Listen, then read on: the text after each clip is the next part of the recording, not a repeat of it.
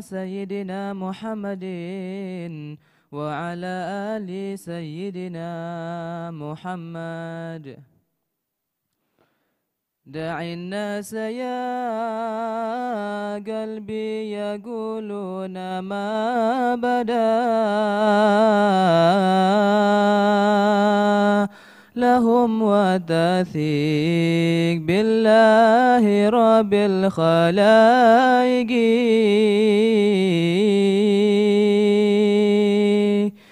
دع الناس يا قلبي يقولون ما بدا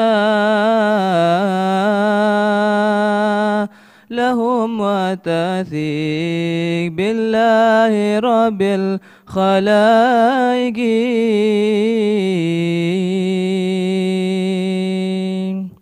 ولا ترتجي في النفع والضر غيره تبارك من رب قرير وخالق.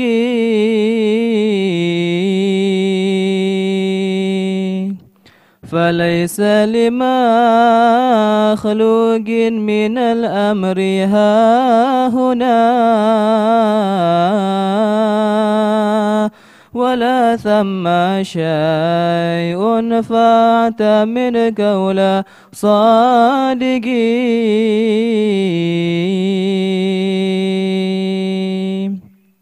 هو الرب لا رب سواه وكلهم عبيد وتحت الحكم من غير فارقين.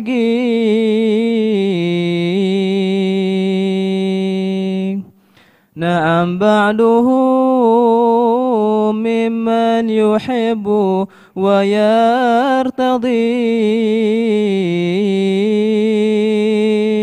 لطاعته والبعض عاص ومارقي.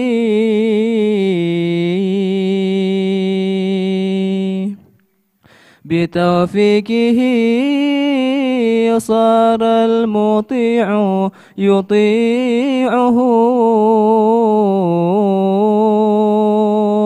وخالف بالخذلان كل مفارق.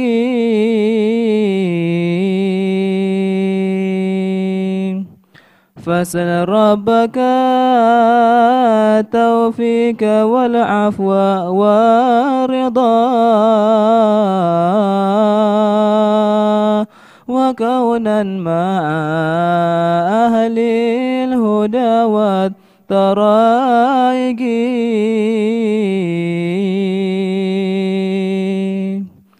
رجال إلى الرحمن ساروا بهمة على صدق والإخلاص من غير عائق.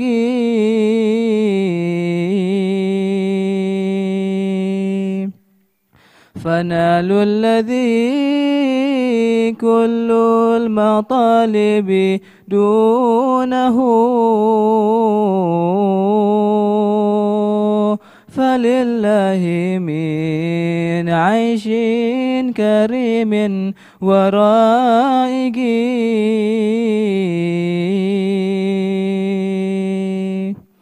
دنو وتقريب وأنس بحضرة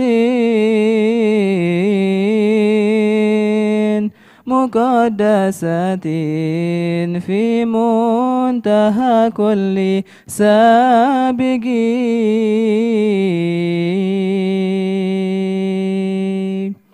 فآهن على عيش الأحبة كم أسان عليه وكم دمع على الخد دافق.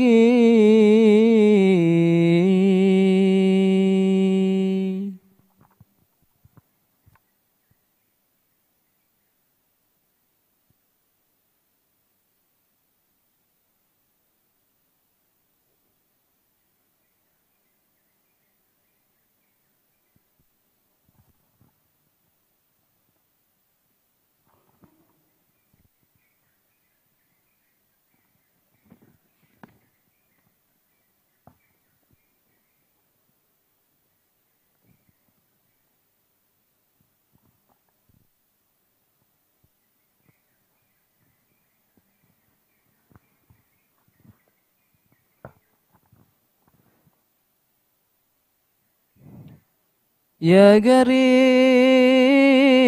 الفرج سلكت جليدي الأكدار يا خفي اللطايف بيدك النافع والضار ربنا يا الله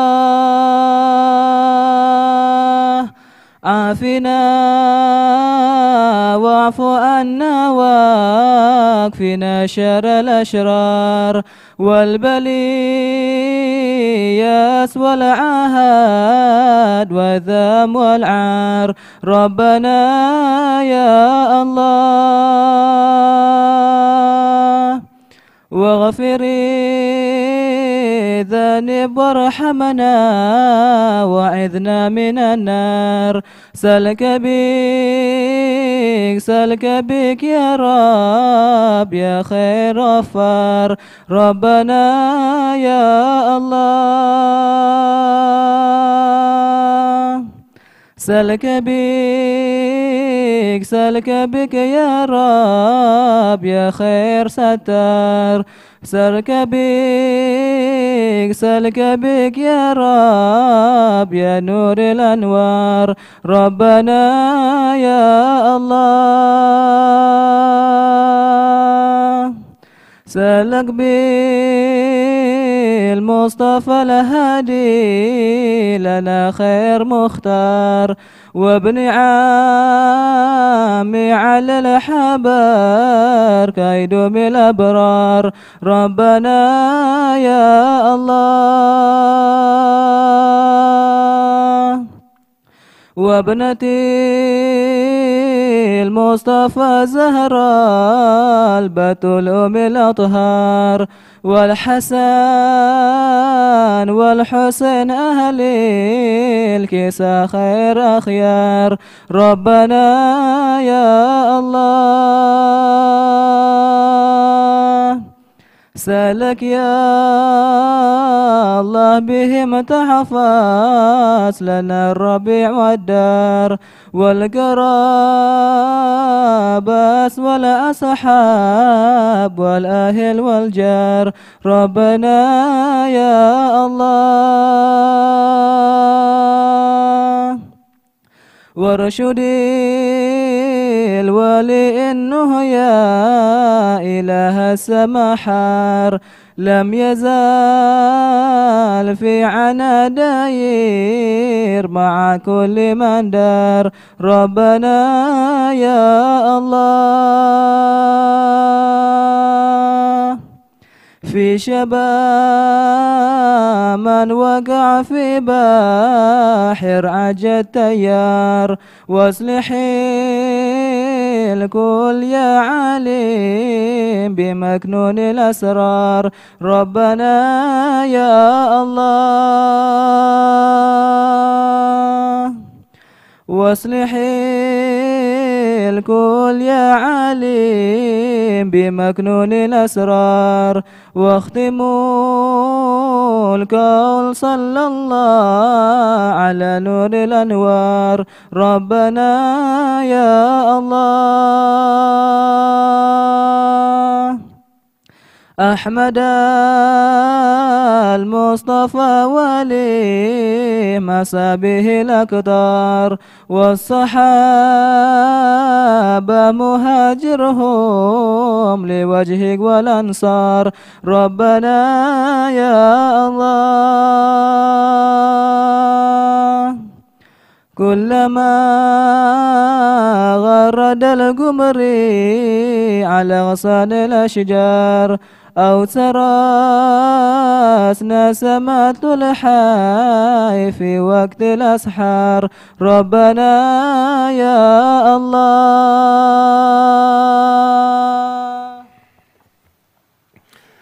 بسم الله الرحمن الرحيم الحمد لله والصلاة والسلام على سيدنا رسول الله محمد بن عبد الله وعلى آله وصحbihi wa man walah amma ba'du alhamdulillah. Pembahasan tentang ahkam, metode-metode ilmu mustalah al-hadis untuk membedakan antara berita yang dalam hal ini adalah hadis Nabi Muhammad SAW atau para sahabat atau para tabi'in untuk membedakan berita-berita yang dinisbahkan kepada mereka, membedakan antara yang fakta ataupun yang tidak sesuai fakta, memilah-milih ya yang asli dengan yang palsu. Metode untuk membuktikan itu, menelusurinya, saya rasa udah kita bahas panjang lebar di dalam pertemuan-pertemuan kita yang telah lalu.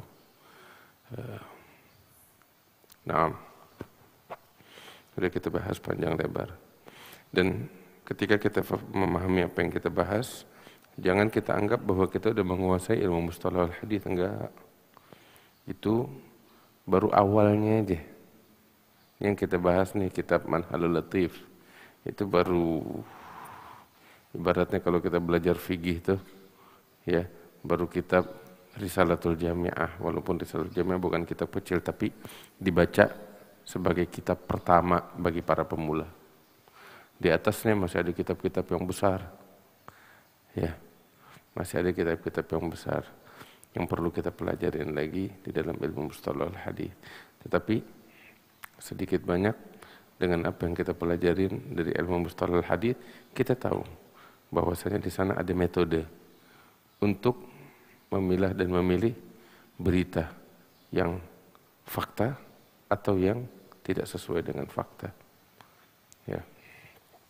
Nah, saya rasa pembahasan panjang lebar tentang hal itu sudah kita bahas. Kemudian kali ini dibahas tentang beberapa hal. Ya. Di antaranya adab seorang muhaddits.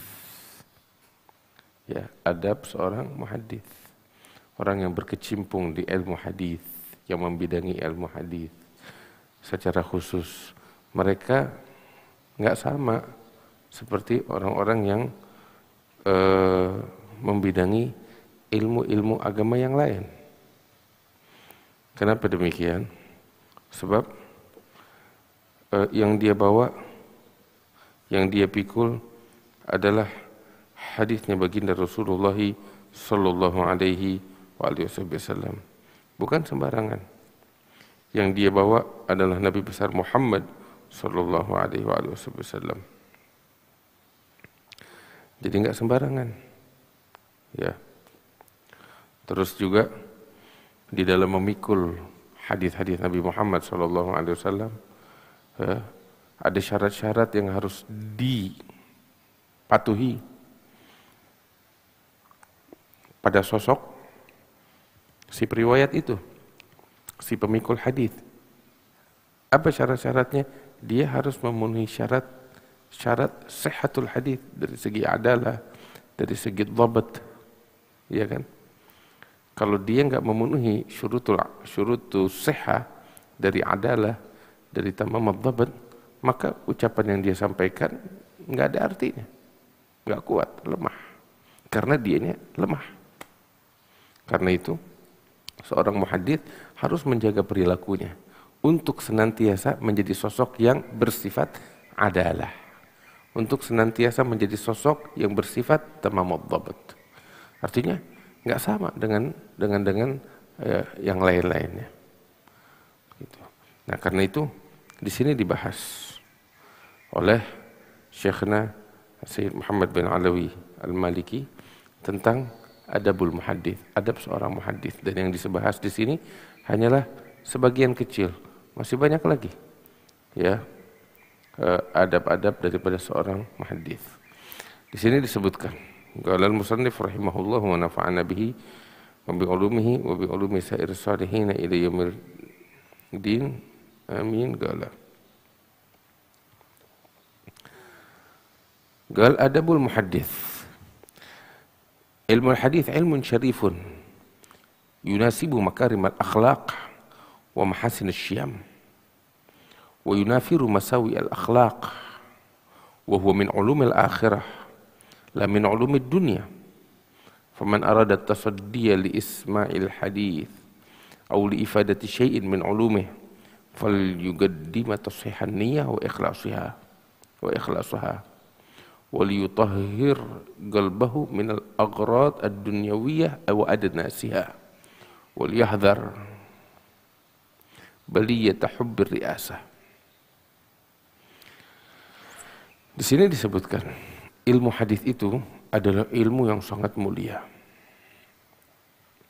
Dan ilmu hadis ini berjalan berdampingan dengan akhlak yang mulia, budi pekerti yang baik, dan menolak mentah-mentah daripada perilaku yang tidak baik.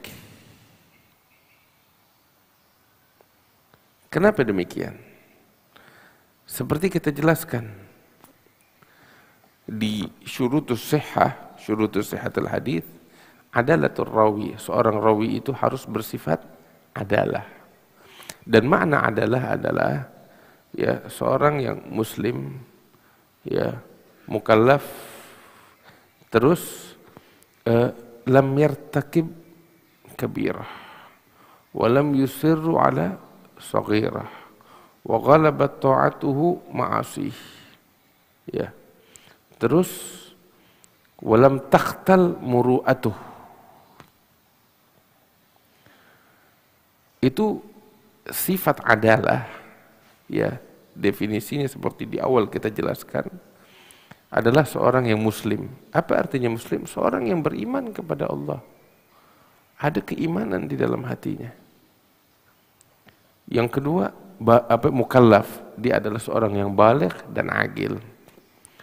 Kemudian lam yartakib kabiratan wa lam yusirru ala saghirah, tidak melakukan dosa besar sama sekali. Kalaupun dia terjerumus di dalam dosa kecil, tidak terus-terusan melakukan dosa kecil, yang ada dia langsung segera bertobat. Kalau memang, sebab manusia pasti jatuh dalam dosa, tapi dosa-dosa besar sama sekali dia nggak melakukan. Adapun dosa kecil, ketika dia terjerumus dia segera bertobat dan tidak terus-menerus melakukan dosa kecil sehingga menjadi cirinya enggak. Ya. Kemudian walam yusirru ala saghirah wa ghalabat ta'atuhu ma'asi, ketaatannya nampak, ya, lebih dominan daripada maksiat-maksiat kecil yang nggak sengaja dia lakukan. Lebih banyak ketaatannya jauh. Kalaupun terjerumus di dalam dosa-dosa kecil dan sangat jarang, selebihnya ketaatannya jauh lebih banyak.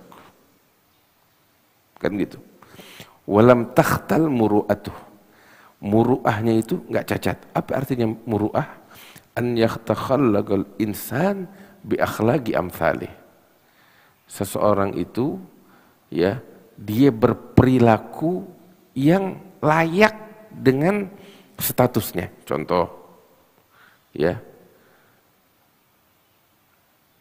statusnya dia sebagai seorang guru, ya.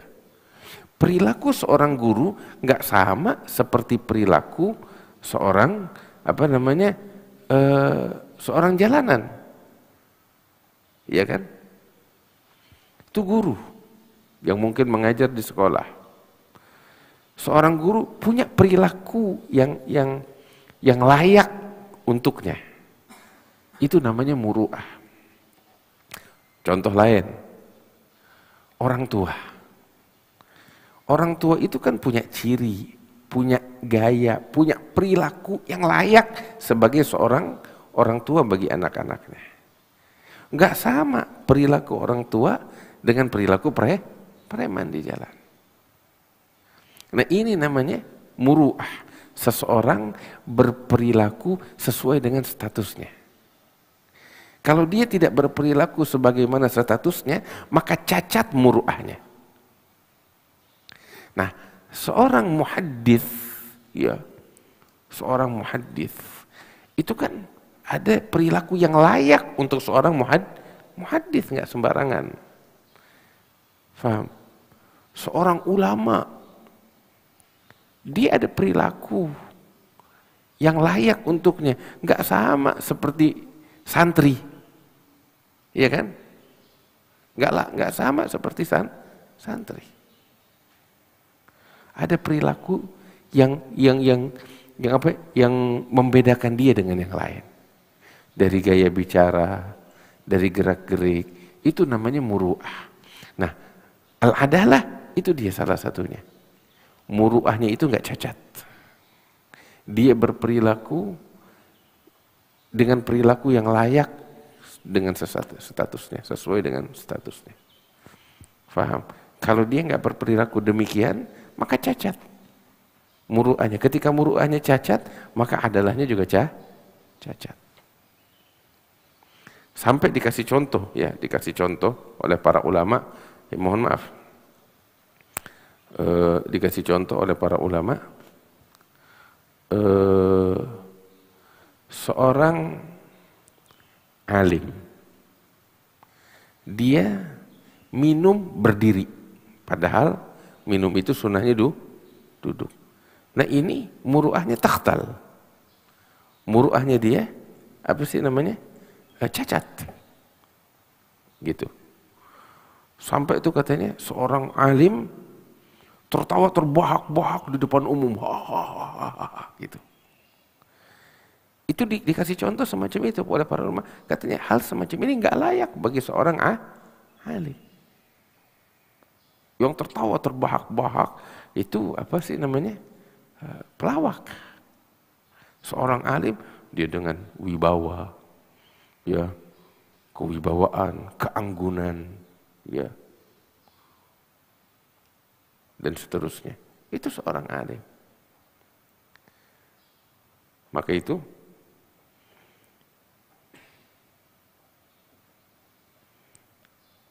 salah satu guru kami itu ketika ngelihat sahabatnya, mohon maaf ya, ngerokok, dia marah, ditegur habis-habisan. Kamu membawa hadis Nabi Muhammad, terus kamu sebagai seorang perokok,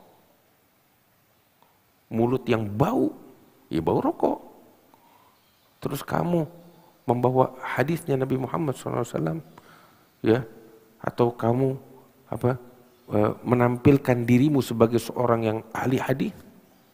Anda nggak ngehargain hadisnya Rasulullah SAW. Dia tegur habis-habisan.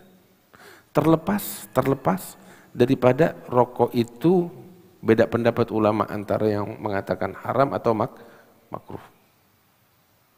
Walaupun Sadatul Bani Alawi menyatakan itu haram. Terlepas dari itu. Ya. Tetapi kita semuanya tahu yang namanya rokok, mulut bau. Nanti duduk sebelah orang ngerokok, bajunya itu bau rokok. Nggak enak. Dan penyakit. Gitu. Terus kita mau bawa hadisnya Nabi, ya nggak layak. Minum berdiri aja udah dapat membuat muru'ah itu jadi cacat, apalagi hal semacam itu.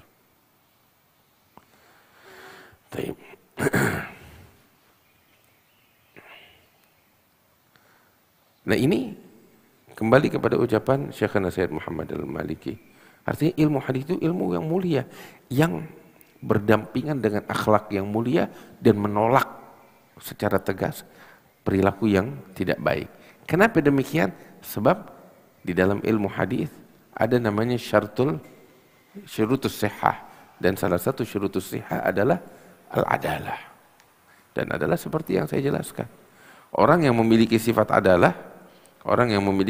adalah, kita bakal dapetin perilakunya baik, akhlaknya mulia. Iya kan? Akhlaknya mulia, ketaatannya nampak, dan seterusnya. Sebab dia untuk menjadi seorang muhaddits, dia dituntut untuk memiliki sifatul adalah. Syarat wajibnya itu. Nah, terus di sini beliau katakan, wa huwa min ulumil akhirah. Ya, ilmu hadis ini merupakan ilmu akhirat. Bukan ilmu dunia. Maksudnya ilmu dunia ini apa? Ilmu yang memutuskan hubungan seseorang dari Allah. Enggak. Bahkan sebaliknya.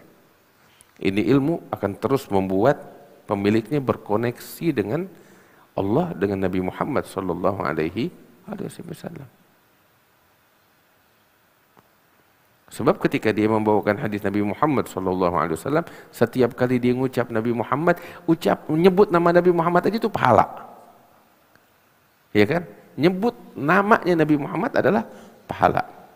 Kemudian lain daripada itu, setiap kali nyebut nama Nabi Muhammad SAW, dia diminta untuk bersalawat kepada Rasulullah, zikir, Allahumma salli alaihi.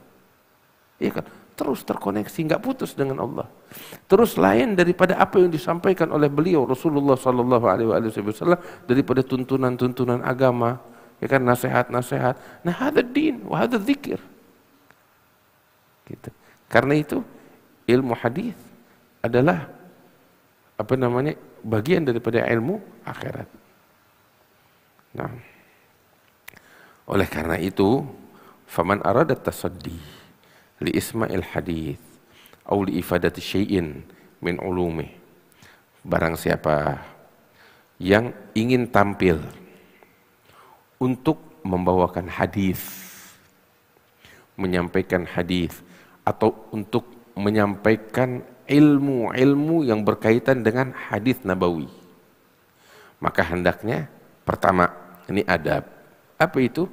Fal yuqaddim tashihan niyah. Hendaknya dia mendahulukan niat yang baik. Terus tulus karena Allah. Bukan untuk show. Wah, gue apal hadis, gue seorang muhadis. Wah, enggak, bukan. Yang kita cari, ya bukan itu. Yang kita cari adalah ridhonya Allah Subhanahu wa Ta'ala. Allah.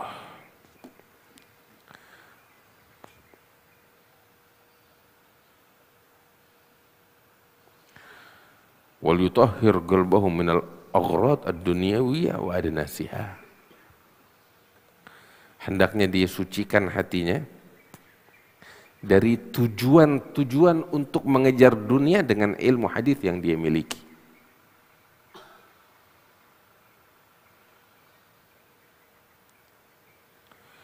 Dan jangan pernah ya kamu menjadikan ilmu hadis sebagai alat untuk mencapai kedudukan di mata manusia.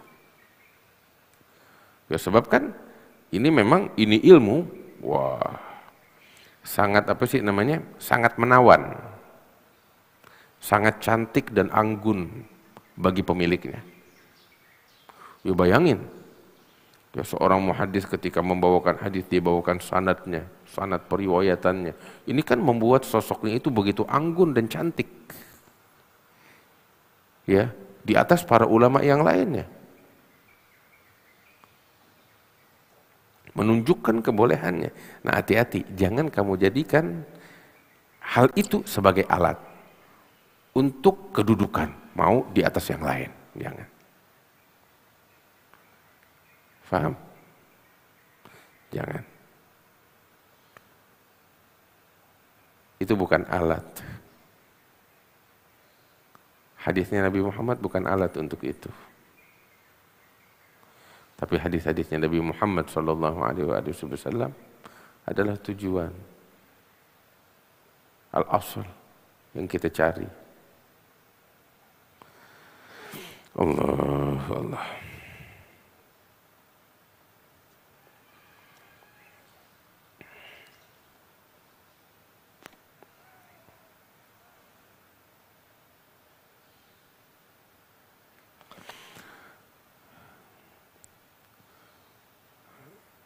Ada sekitar lebih kurang 2 tahun lalu saya tulis satu tulisan tentang hal ini. Ya. Perlu kita tahu, salah satu keistimewaan ahli hadis, ya, yang sangat mencolok di atas para ulama yang lain yang membidangi ilmu-ilmu lain selain ilmu hadis. Tahu apa yang membedakan mereka? Bahwa para muhaddisin itu Allah jadikan mereka itu demikian. Mereka ditampilkan oleh Allah di mata manusia dengan bentuk yang anggun, berwibawa, cantik dan indah. Allah jadikan kayak begitu. Ya, berbeda dengan yang lainnya. Kok bisa sih kayak gitu? Iya. Doanya Nabi. Doanya Nabi Muhammad SAW. Kok bisa? Iya, Nabi bilang, naddarallahu imra'an sami'a minni magalati fawa'aha wa addaha kama sami'aha farubba muballighin aw'a min sami'. Nabi SAW di dalam hadis sahih beliau berdoa, naddarallahu imra'an,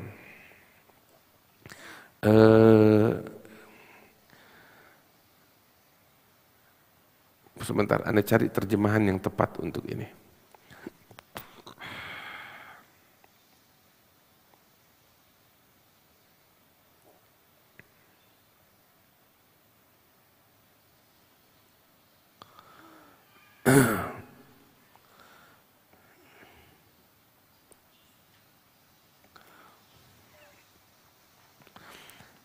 Kalimat nadhara itu diambil dari kata nadharah. Ya. Dan biasanya itu kalimat nadharah itu diperuntukkan untuk wajah. Wajah. Ya. Bahasa Arabnya ya, wajah itu ya, nadharatul wajah. Apa artinya nadharatul wajah? Wajahnya itu seger. Ya. Ente lihat, mohon maaf nih, ini contoh aja, ya. Orang tua, wajahnya udah keriput, ya kan gitu. Terlepas dari apa sih namanya usia, tapi orang yang udah tua, ya, wajahnya nggak enak dilihat, mohon maaf, gitu, keriput. Dibanding sama wajah kulit orang-orang yang masih muda, yang masih kenceng. Kalau yang orang yang udah tua kan pipinya udah turun, ya, keriput, garis-garis wajahnya udah banyak, bintik-bintik wajahnya udah banyak, dilihat ya nggak enak gitu. Beda sama yang masih muda, begitu. Apa namanya, kulitnya masih kenceng, gitu, pipinya masih bagus, ya.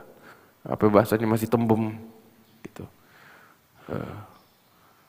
Terus apa namanya, halus, nggak keriput, garis-garis apa namanya wajahnya pun nggak ada gitu.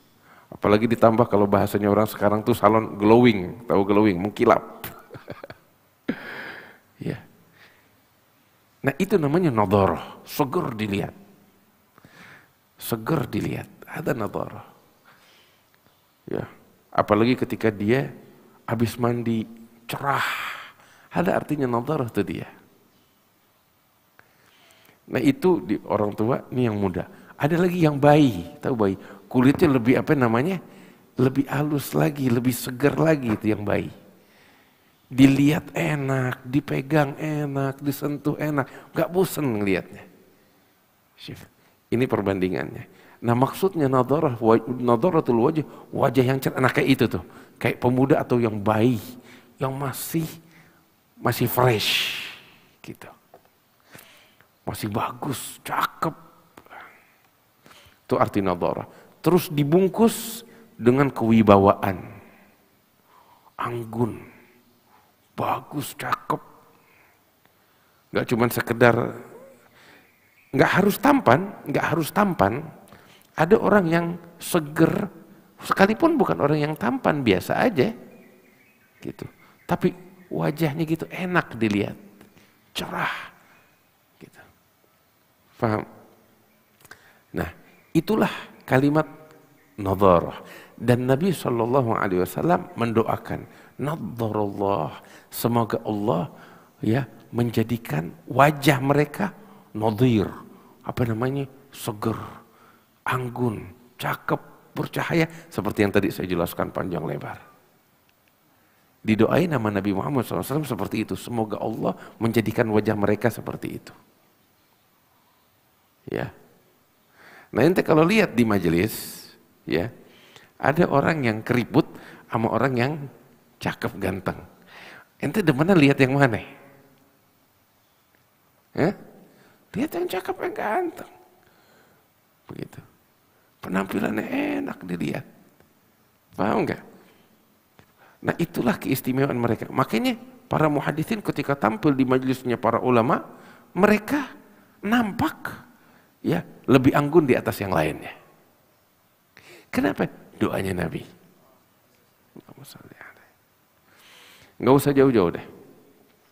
Ente lihat foto-fotonya para ulama. Banyak dari mereka yang apa sih namanya? Ulama di bidang-bidang yang beragam, bidang keilmuan yang beragam. Tetapi para muhadits dari mereka beda. Ente lihat fotonya aja deh, nggak lihat orangnya, lihat fotonya. Dibandingin sama ulama-ulama yang lain, ente suka lihat fotonya para aulia itu habaib yang banyak, ya. Mereka ulama, mereka aulia, mereka sholihin di beragam bidang.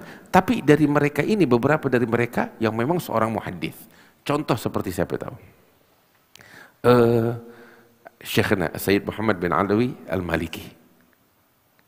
Ya, ente suka lihat foto beliau, lihat fotonya aja enak. Padahal wafat di usia 58 tahun lebih kurang. Mau 60 tahun, artinya bukan usia muda, usia tua. Ya. Jenggotnya juga udah banyak yang putih. Gitu. Tapi ente lihat, kalau dia duduk di tengah-tengah yang lain, paling asyik lihat beliau. Paham gak? Paling enak ngelihat beliau. Ente lihat misalnya di video, rekaman video. Kalau udah tampil sosok beliau, udah enak aja dilihat. Padahal yang ganteng-ganteng lain banyak, yang cakep-cakep banyak. Enggak, cuman yang ini beda sendiri. Magnet. Ulama yang lain ya, juga banyak yang kaliber. Cuman enggak, enakan lihat yang ini. Paham enggak? Tuh, kenapa bisa gitu? Doanya Nabi. Allahumma sholli alaihi. Contoh lain. Al-Habib Abdullah bin Abdul Qadir bin Ahmad Balfaqih. Seorang muhaddits. Ya. Ente lihat aja. Wibawa. Ya kan? Anggun di tengah-tengah ulama yang lain. Cakep. Padahal beliau juga udah tua. Ya, itu contoh. Ketika hadir, kalau ente lihat videonya, hadir di majelis, semua berdiri menghormatinya. Seakan-akan apa namanya, seorang raja yang berwibawa hadir di tengah-tengah mereka. Sif. Ini contoh. Sayyid Muhammad bin Al-Maliki salah satu sosok yang kita lihat dengan mata kepala kita. Bukti kebenaran ucapan Rasul sallallahu alaihi wasallam. Terus lagi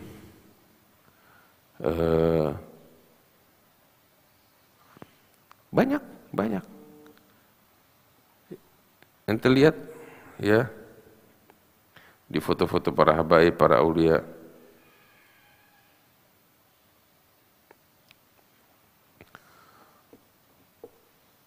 Kakek kami, Al-Allamah Al-Muhaddits Al-Habib Salim bin Ahmad bin Jindan.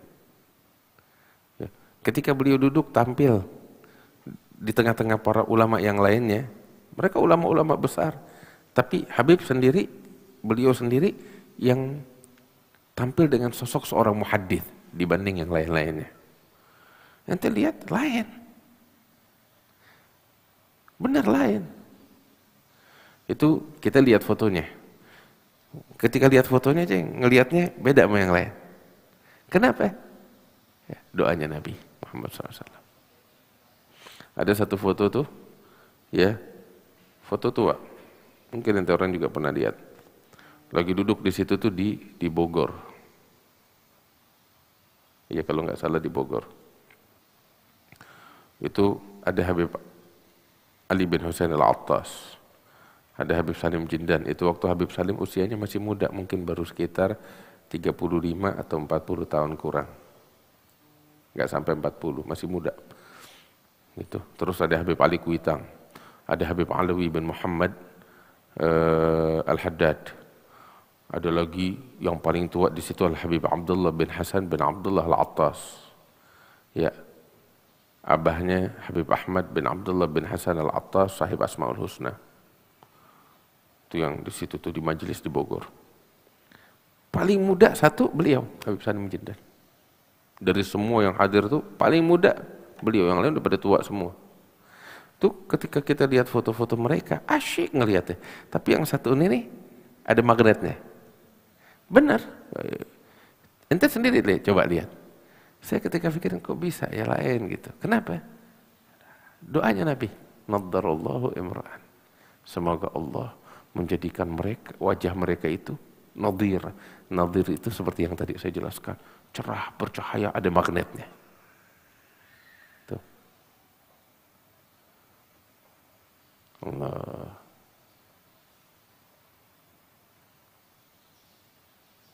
Dan banyak lagi sosok-sosok mahadi seperti itu. Foto mudanya gitu, Habib. Foto tuanya juga berwibawa, karisma, istimewa. Kok bisa gitu? Ya doanya Nabi. Itu yang istimewa. Allah, Allah.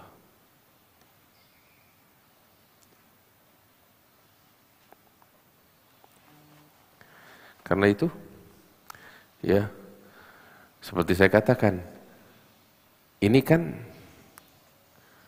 anugerah semacam ini, anugerah yang tadi saya bilang, itu kan doanya Nabi. Semoga Allah menerangi wajah para muhadithin, orang-orang yang berkecimpung di bidang hadis. Makanya Al-Imam As-Suyuti bilang, nanti bakal dapetin tuh para muhadithin seperti itu, dibanding ulama-ulama yang berkecimpung di bidang ilmu yang lain. Kenapa? Berkat doanya Rasul Sallallahu Alaihi Wasallam. Nah,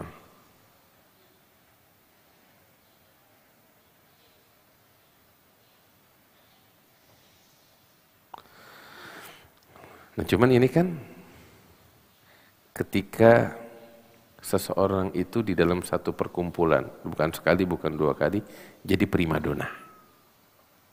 Ibaratnya dia kan jadi primadonanya. Nah ini kan berbahaya untuk hati. Ingat, ketika seseorang itu tampil sebagai seorang primadona, walaupun bukan atas kehendaknya dia, ini kan sangat rentan, berbahaya bagi hati. Dia lupa diri, dia lupa daratan, dia ujub, dia ria, dia sombong. Ini kan berbahaya. Atau yang dituju hal yang lain. Ini berbahaya. Nah karena itu ditegaskan, adab seorang muhaddits yang paling utama adalah menjaga niatnya. Ketulusannya untuk Allah. Kesungguhannya, kejujurannya untuk Allah. Itu yang utama, yang paling penting.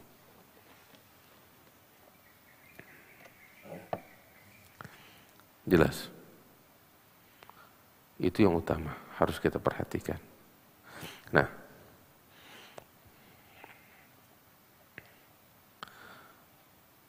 karena itu, ya,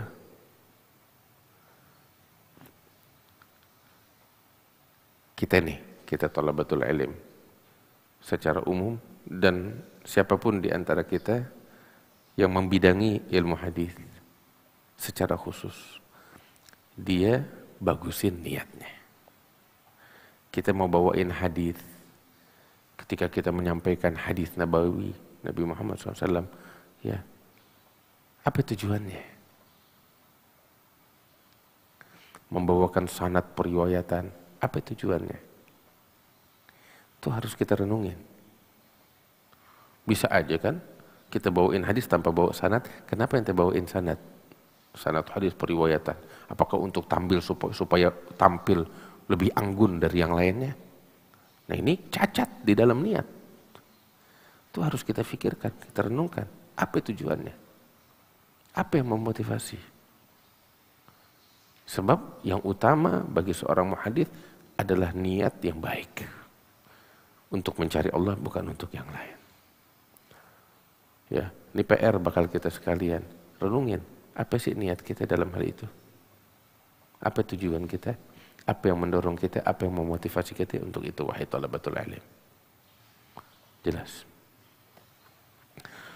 Allah.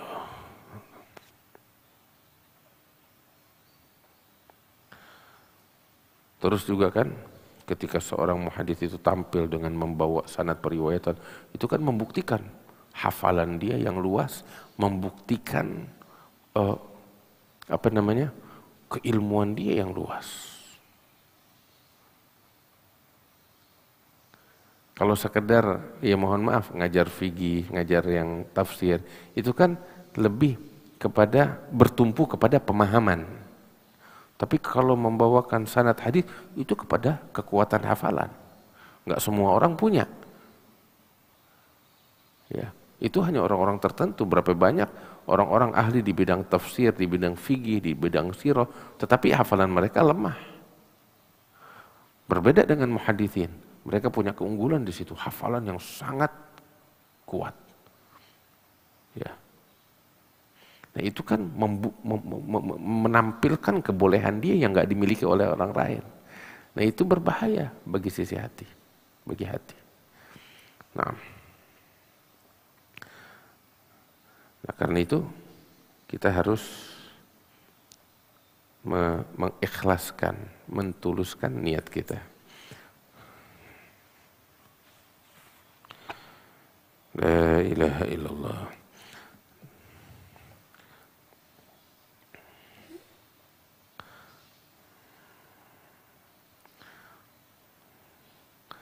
Saya sekitar 2 tahun lalu saya tulis beberapa niat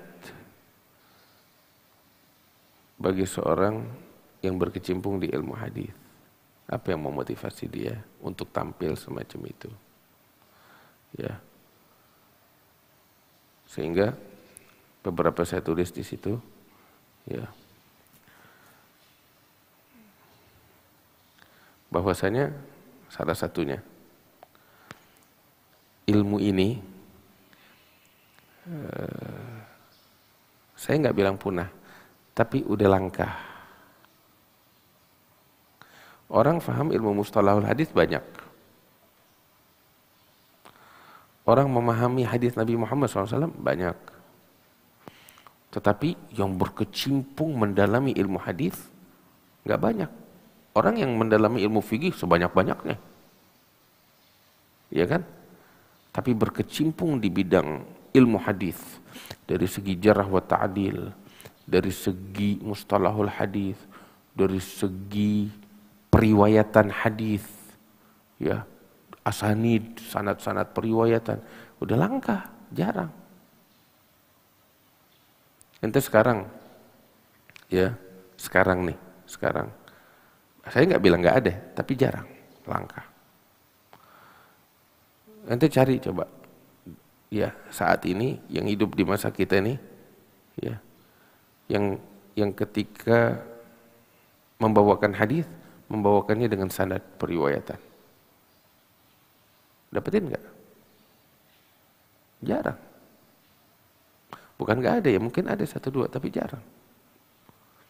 Sedangkan kalau ente cari fuqaha yang ngasih hukum-hukum fikih sebanyak-banyaknya, yang membawakan tafsir ayat Al-Quran sebanyak-banyaknya, tetapi ente cari ulama ketika bawain hadis dibawakan secara detail tuh sanad periwayatannya. Ada nggak? Udah langka. Padahal di masa-masa terdahulu itu hadis dibawakan dengan sanad periwayatan. Haddatsani fulan an fulan an fulan an fulan an Rasulillah sallallahu alaihi wasallam. Enggak cuma hadisnya Nabi, bahkan ucapan sahabat, ucapan para tabi'in, ucapan para ulama. Ente dari mana mengutip ucapan ulama kalau ente enggak tahu referensinya? Ada dinamakan sarigah ilmiah, ente mencuri ilmu tanpa dasar referensi. Karena itu mereka dulu di masa-masa terdahulu, ya, mereka paling anti mengutip ucapan, baik itu ucapan Nabi, ucapan sahabat, tabi'in atau ulama yang lain tanpa referensi, tanpa sumber-sumber periwayatannya, sanad periwayatan. Ente lihat deh, kitab-kitab yang terdahulu yang ditulis di masa abad kedua Hijriyah, ketiga Hijriyah, keempat Hijriyah, ente bakal dapetin hadis-hadis yang dikutip oleh para ulama semua dengan sanadnya. Sebab di masa itu seperti itu. Sampai datang masa, ya, beberapa ulama mengambil inisiatif untuk meringkas, sebab ini kan makin lama makin panjang sanadnya. Generasi berikutnya makin panjang lagi. Gitu. Mereka ingin meringkas sehingga sanad nggak dibawakan langsung kepada hadisnya. Nah, salah satu salah satu ulama yang melakukan itu sebagai orang-orang pertama yang menghapuskan sanad periwayatan di dalam penyampaian dan langsung kepada intinya, yaitu kepada matan hadis. Salah satunya adalah Imam Al-Hafidh Ali bin Muhammad bin Jadid Al-Alawi. Beliau salah satu orang yang pertama yang melakukan itu, sehingga diikuti oleh para ulama-ulama hadis yang lainnya, demi untuk meringkas. Lantas, bagaimana kita bisa mengetahui ini sanad sahih?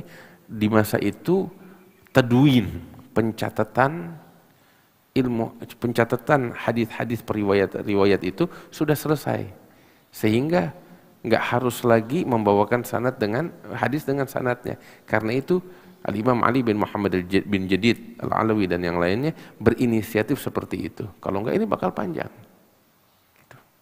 Itu beliau orang pertama. Tapi sebelum itu, ya, ente bakal dapetin mau itu kitab sejarah, mau itu kitab hadis, mau itu kitab tafsir, mau itu kitab fikih, bahkan ketika mengutip ucapan Nabi, ucapan sahabat atau tabi'in atau siapapun, pasti ada sanad periwayatannya.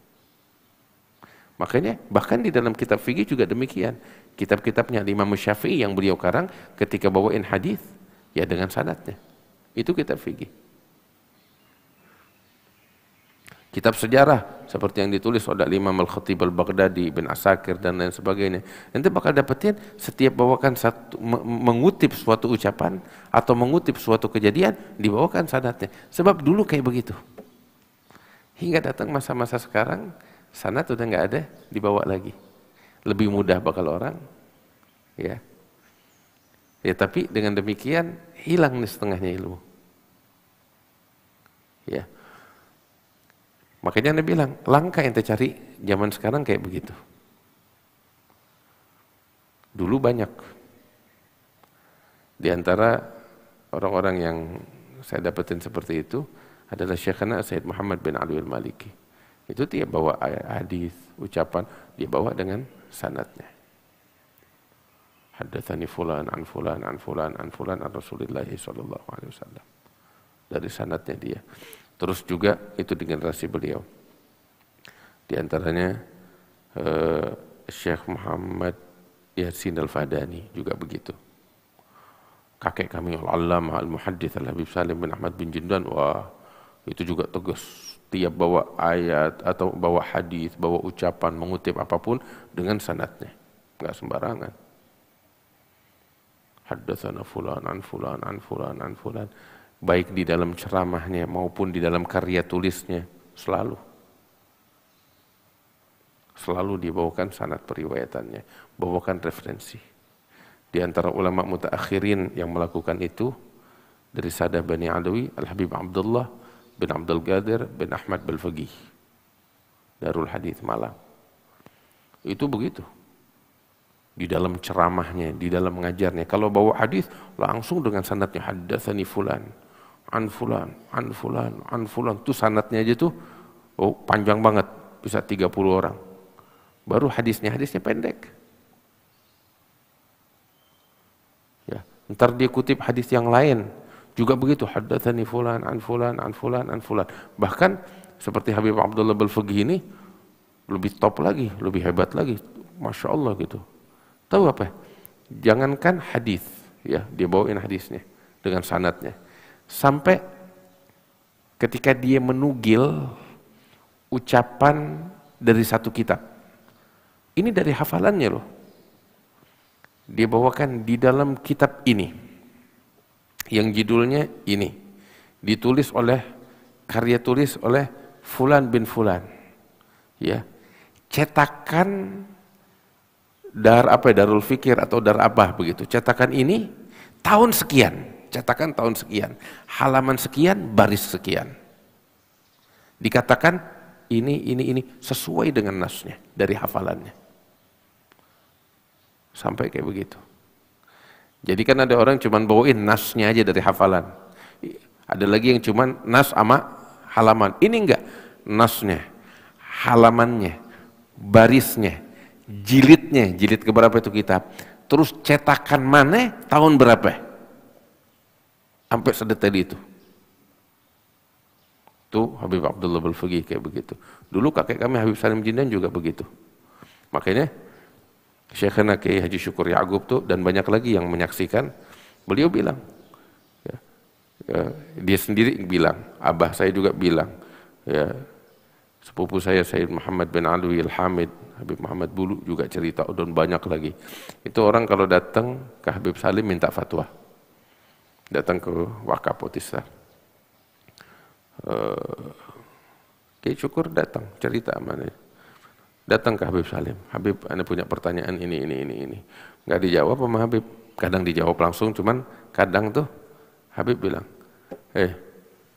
Syukur, tuh lihat lemari yang ono, ada nomornya, nomor sekian. Iya Habib, lu pergi ke lemari nomor itu, rak nomor sekian, terus hitung dari sebelah kanan rak nomor sekian, 1, 2, 3 sekian kitab. Ente bakal dapetin satu kitab ada nomornya, ambil tuh kitab. Ente buka halaman sekian, baris sekian, tuh jawabannya ada di situ.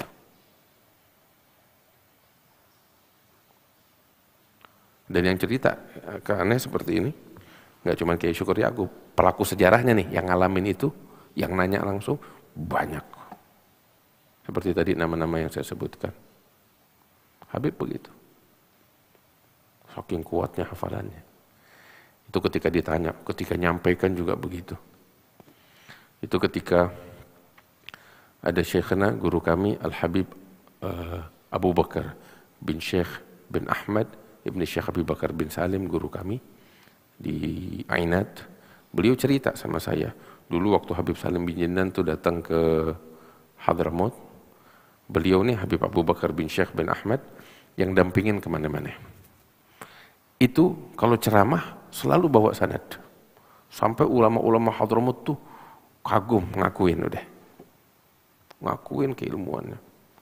Sampai katanya tuh, kan di Hadramaut tuh tempat ziarah banyak, ziarah para aulia. Habib Abu Bakar cerita sama saya, Habib Abu Bakar bin Syekh. Habib Salim ketika ziarah satu tempat diajak, dia tanya, ini kuburan siapa? Ini kuburan fulan. Siapa? Habib Abdullah bin Husain bin Tahir.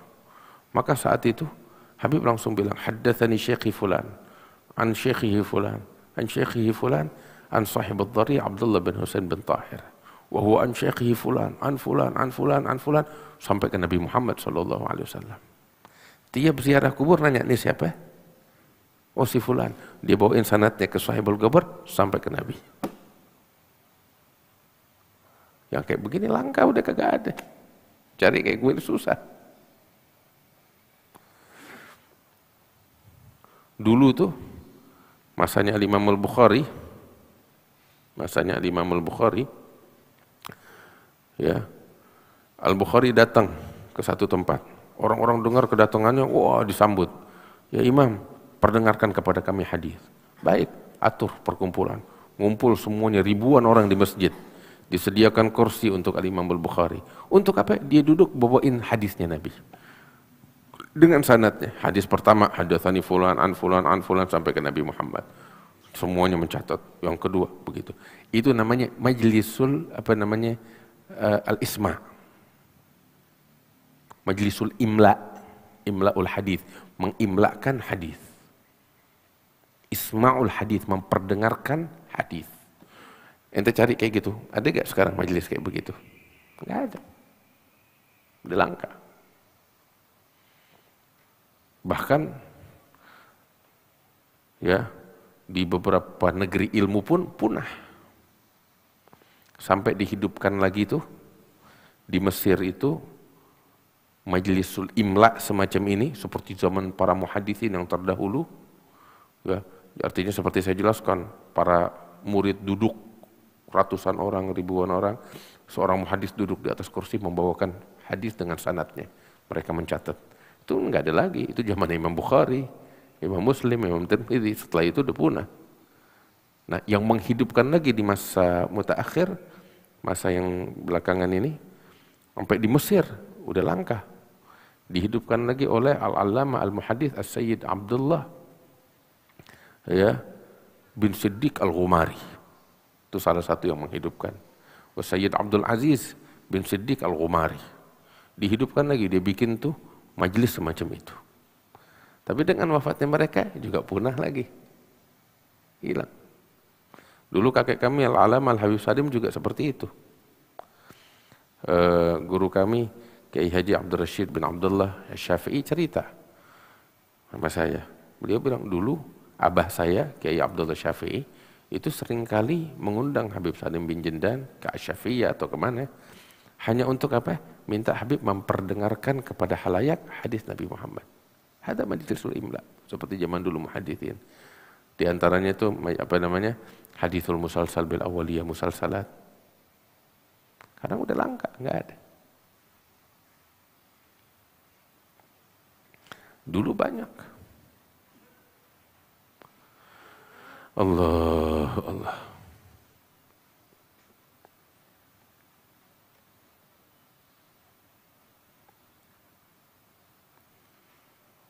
Dulu banyak. Tapi sekarang mana dia? Nah, ini kenapa saya ceritain ini? Kalau bukan kita yang memulai untuk melestarikannya kembali, siapa lagi? Paham? Kalau bukan kita yang memulai untuk melestarikan hal ini kembali setelah kepunahannya, siapa lagi yang mau hidupin ini? Nah, ini dalam saya tulisan yang saya bilang itu niat, ya, ini salah satu tujuan penting ketika seseorang di antara kita saat ini menyampaikan hadis dengan sanad periwayatannya berkecimpung di bidang ilmu hadis, ya salah satu tujuannya adalah menghidupkan apa yang udah hampir punah ini. Faham? Itu tujuannya. Dan ini adalah bagian daripada jihad. Benar kan? Ini bagian daripada jihad. Dan ini bagian daripada perjuangan, memperjuangkan agama Allah.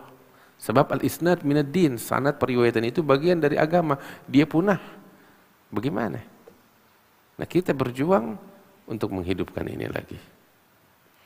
Dulu kakek kami Al-Habib Salim bin Jindan beliau katakan fa'ala ulama'il itrah ihya tilkal khuttah fi nashri ulumis sunnah wal fadl lahum kama ja'a an jaddihim sallallahu alaihi wa alihi wasallam annahu qala man ahya sunnati ba'da ma umitat falahu ajru 50 syahidan minkum fa idza kana ihya'ul mawat lahu fadlun wa ajr fal mas'alah muta'alliqah bil hayatid dunya wa imaratud dunya fa ihya'ul ilm wal hadits afdal wa ashraf lima fiha min imaratul kaun kulli wa hayatul ummah wad daulah.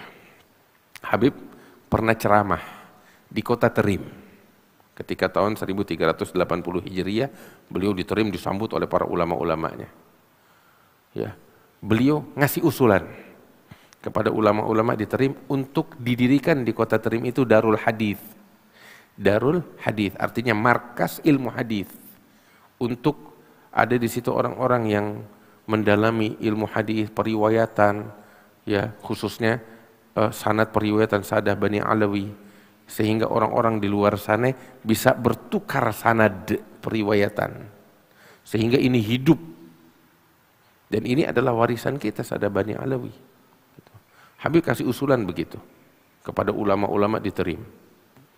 Ya, sampai beliau bilang, ya, telah menjadi kewajiban ulama Ahlul Bait, kita nih Ahlul Bait Sada Bani Alawi diterima itu waktu, untuk menghidupkan ilmu ini, beliau bilang, dengan program-program yang teratur dalam menyebarkan ilmu hadis dan sunnah. Habib bilang gitu. Terus kemuliaan akan mereka raih kalau mereka lakukan usulan ini, sebagaimana diriwayatkan dari kakek mereka Nabi Muhammad SAW ketika beliau bersabda, barang siapa yang menghidupkan sunnahku yang telah mati dan punah, maka baginya ganjaran pahala seperti 50 orang yang mati syahid dari kalian. Menghidupkan sunnahnya Nabi yang udah mati dan punah. Nah ini lihat sekarang, ganjarannya dari Allah seperti pahala 50 orang yang mati syahid dari kalangan sahabat. Nah, Habib tegasin lagi. Ada dalam ilmu fikih namanya itu Ihya'ul Mawad. Tahu artinya Ihya'ul Mawad? Tanah yang kosong, yang nggak pernah dijamah orang. Ente datang, kamu datang untuk memakmurkannya, menghidupkannya, sehingga menjadi suatu peradaban di situ. Itu namanya Ihya'ul Mawad. Ya, dalam fikih itu ada tanah yang nggak pernah dijamah, kita datang ke situ, kita hidupkan, sehingga dia hidup itu tanah itu jadi suatu kampung yang makmur. Itu namanya Ihya'ul Mawad, dengan pembahasannya panjang lebar di dalam ilmu fikih. Nah, hal itu Nabi pernah menyebutkan itu pahalanya besar, menghidupkan suatu tanah yang nggak pernah dijamah, suatu wilayah yang nggak pernah dijamah dihidupkan sehingga menjadi perkampungan yang hidup, yang makmur. Itu pahalanya besar dari Allah. Habib bilang, kalau kita menghidupkan tanah wilayah yang nggak pernah dijamah, kita hidupkan menjadi kampung yang makmur, itu pahalanya besar dari Allah Subhanahu wa taala, padahal itu perkara kaitannya sama kehidupan duniawiyah. Maka bagaimana kiranya ketika kita menghidupkan ilmu hadis yang udah hampir punah? Ini pahalanya jauh lebih agung lagi, katanya Habib kayak begitu. Nah karena itu, ayo kita hidupkan ilmu hadis. Ini salah satu yang memotivasinya apa? Kita hidupkan apa yang hampir punah dari sunnahnya Nabi Muhammad Sallallahu Alaihi Wasallam. Sementara saya rasa sampai di sini dulu. Besok kita akan bahas lebih panjang lagi. Ada yang mau bertanya kira-kira?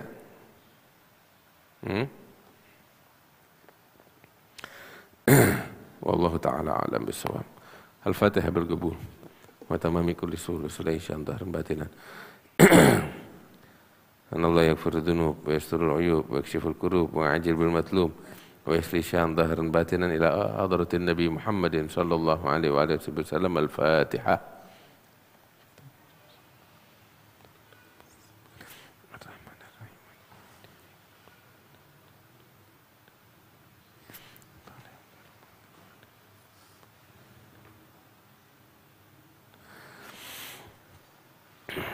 ربنا انفعنا بما علمتنا رب علمنا الذي ينفعنا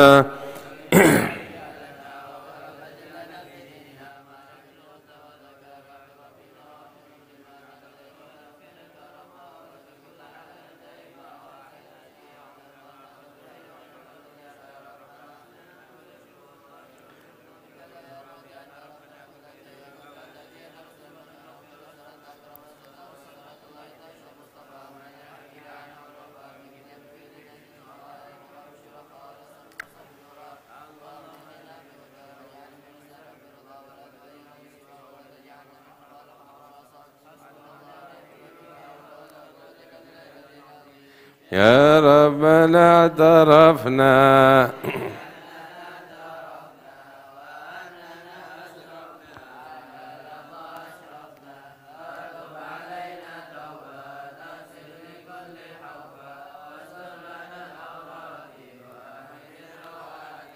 واغفر لوالدينا